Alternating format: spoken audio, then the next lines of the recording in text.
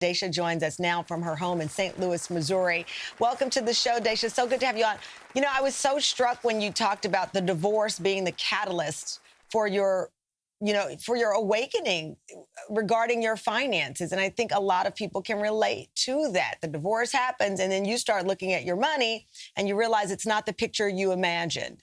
Yeah, that was definitely my experience. I got divorced very young, and I was dependent on someone else's income as well as mine. So going through the divorce, being a single mom, now I'm responsible for an entire household, two children. It was a huge wake-up call in terms of my finances.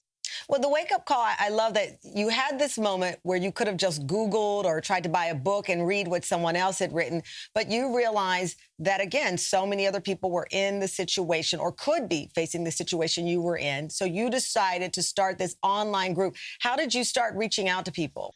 Honestly, I knew that I could not have been the only one that was experiencing that. So I started the group. I had my sister join. She was the only person in there for a few days, just me and my sister, while I was kind of figuring it out. What was I going to talk about? What information was I going to share? And then from my own personal page, it just started to spread like wildfire. I started to reach out to my friends and my family and tell them what I was going to do. They started to tell their friends and their family. And within like the first week, we had over 10,000 people in the community.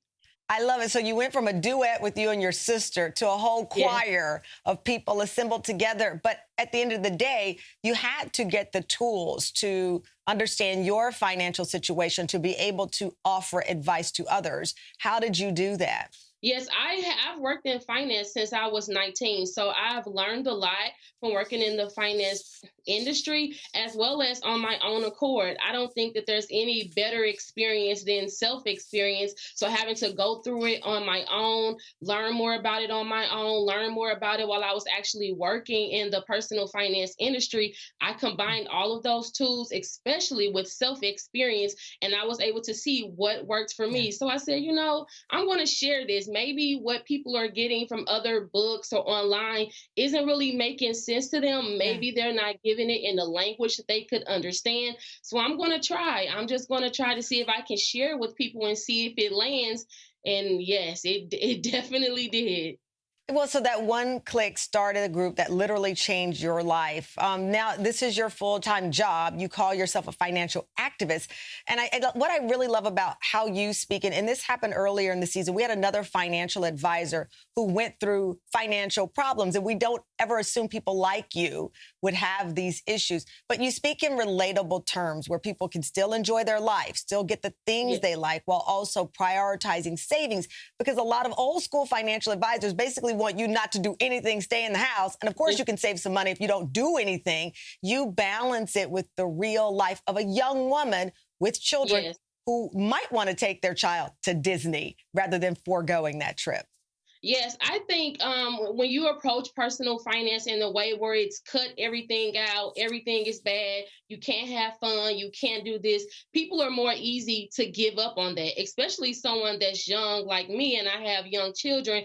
When you cut everything out, it's so easy for a person to feel like getting their personal finances together is something that they cannot achieve. It's too hard, it's too restrictive, and they're not going to really see it through. Creating the online community that we have, we make personal finance fun, and we have a community that supports, we don't shame, we hold each other accountable. So when you have 70,000 women in one room that's rooting for you, it's so easy for Right. you to want to see your goals through. And it's also so easy for I someone love to it. say, hey, I tried this worked for me. Maybe Yeah. you should try it too. So you have all of these ideas in one space. Thank you, Kiara, for joining us. We wanted you to join because obviously this one click changed Daisha's life. And it was this community that responded. The best way to pay it forward is when you can share what you've learned with other people. You met, you joined the group. You say that you had different situations, but you saw that relatable factor. What was it? Just a safe space that we can come together and I can share my expertise along with her, as well as my personal struggles. It was just, the group was just so safe and welcoming, and I just had to be a part of it. So when you found this group and you click on, I imagine you found it online, did you think like, wait, was somebody in my head? Did they hear what I was needing? Absolutely. I was actually invited to the group pretty early on. A lot of the people who I was helping on my platform was like, you need to join, you need to join. So a lot of people were connecting us. And when I joined, I saw her mission and just how she was making it such a safe space to speak about finances. I was just intrigued by it instantly. So I was like, let me join. Let you join. And that's the thing, Dasha. You were going through a difficult, dark place in your relationship, and it led you to this change on a topic that honestly people are embarrassed to talk about financial strife. They feel like, if I tell people, I will look irresponsible. I will look like I didn't manage my money right. And it's more complex than I ran into a store and ran up my credit card to buy some clothes. There are other real life factors like unemployment, which millions of people are experiencing right now, divorce, that affect what you see in your bank account. Yes, and what we normally see is that there are not really many safe spaces that make it okay for women to say that I'm going through real life financial hardships and I need community, I need support, I need someone to look at me and help and understand me, not shame me, not judge me. And that is exactly what we created in our online community. And even with Kiara, she came in at a time I had just lost my father. And although I was the primary financial educator at that time, I needed additional support. Kiara stepped right in, and we had never met. Yeah. I had only known her at that time for like 2 months. She stepped right in and she was educating, she was providing financial information on a daily basis, really filling a void when I was going through, again, another tough time in my life. Yeah, I love it. Listen, I can tell you, I've had many jobs. I've worked since I was 14. One of the best days of my life was when I was able to pay off my student loans. And then I got some advice from a financial advisor who said, tackle your credit cards, because I was living on credit cards. My first job, I made $14,500 as a reporter. And they said, tackle each big credit card and work your way down.